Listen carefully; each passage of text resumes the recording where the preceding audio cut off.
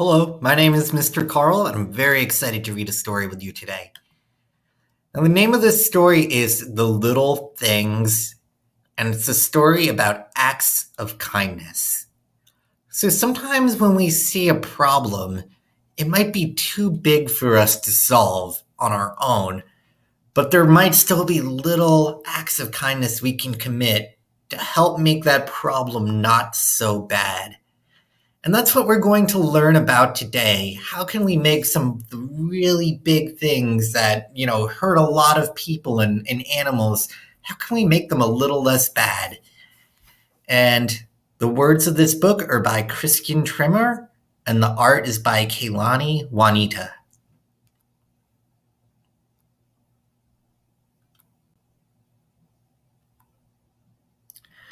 A little girl who much preferred the look of three pigtails to two, and who loved the way the wet sand squished between her toes, walked down the dock the day after a mighty storm. There on the beach were thousands of sea stars washed ashore by the violent waves. She raced to one and tossed it back into the ocean. She quickly picked up another, and another, and another, ushering each back into the safety of the water. But why would she be doing that? There's just so many. There's no way she could possibly save all of these sea stars. That would take hundreds of people. But just then, an old man who had the habit of misplacing his glasses and who also loved the way the wet sand squished between his toes came by. He asked a similar question to what I just asked. "What are you doing, little girl?" he asked. "What do you mean what am I doing?" shouted the girl who liked three pigtails and sand between her toes. She also had a strong sense of self. "I'm saving the sea stars," she said. I was, the old man was taken aback.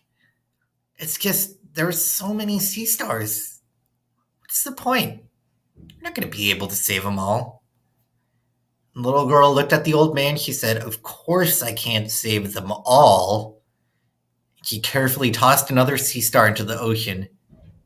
"But I saved that one, didn't I?" And the old man had to admit that the little girl had a point. He picked up a sea star and placed it back in the water. Later that day, the old man headed to the animal shelter with his grandson, who liked butter on his noodles and brightly colored shoelaces. "What are we doing here, Grandpa?" asked the little boy. "I'm going to rescue a dog," the old man replied. The boy looked around, and there were many animals who needed rescuing after the storm. Taking home one dog isn't going to make much of a difference. So I know I've felt that way sometimes. I see so many people that need help, and I say, how can I help them all? Just helping one person, it's not going to make a difference when so many people in this world need help.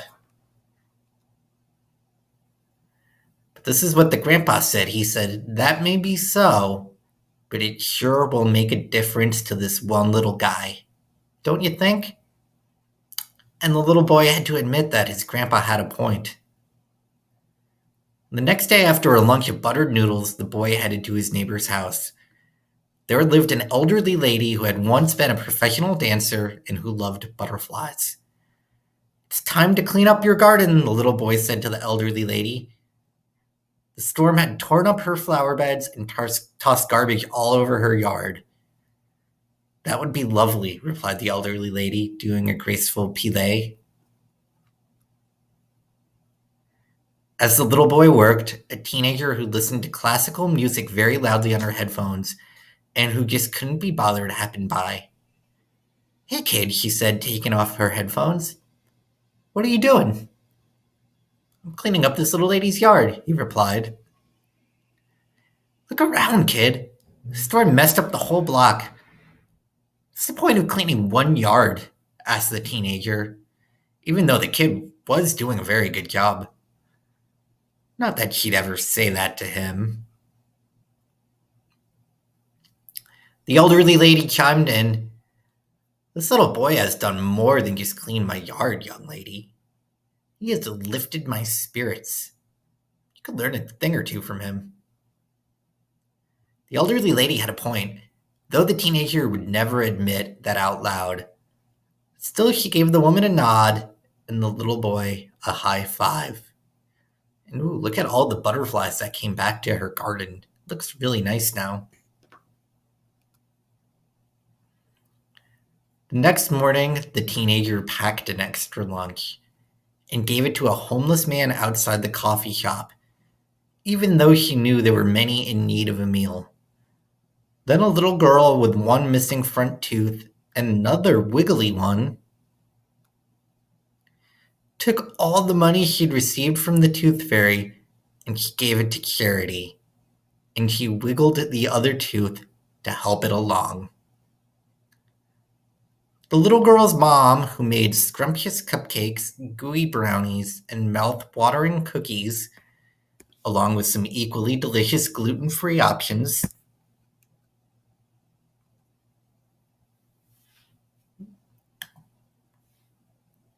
quickly organized a fundraiser, which inspired a young man with a great sense of style and real acting chops to volunteer at the school.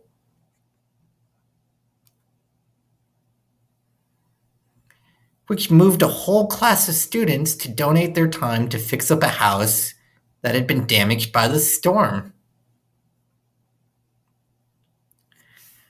Which led to more ideas, more generosity, more kindness, and more action.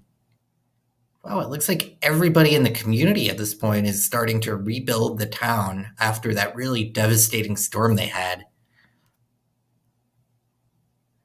Not too long after that, another storm moved through the town.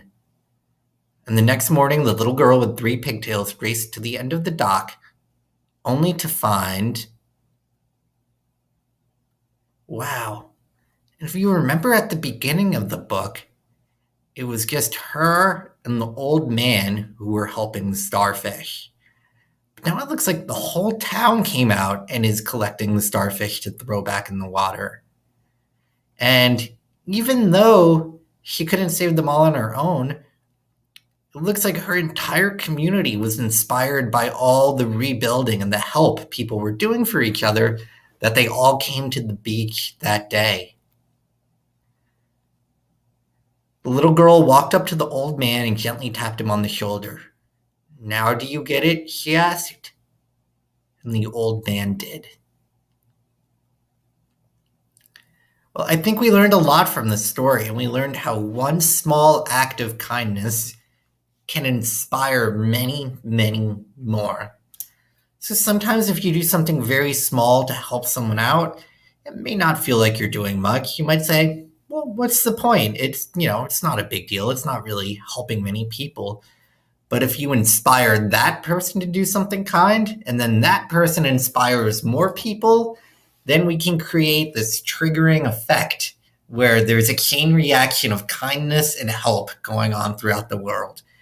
So anytime you have the opportunity to help someone, you can think of it that way. This may be a very small thing, but it might inspire something much greater than just myself. Well, I hope you enjoyed the story, and I hope you learned something from it. I'll be back again real soon with another story.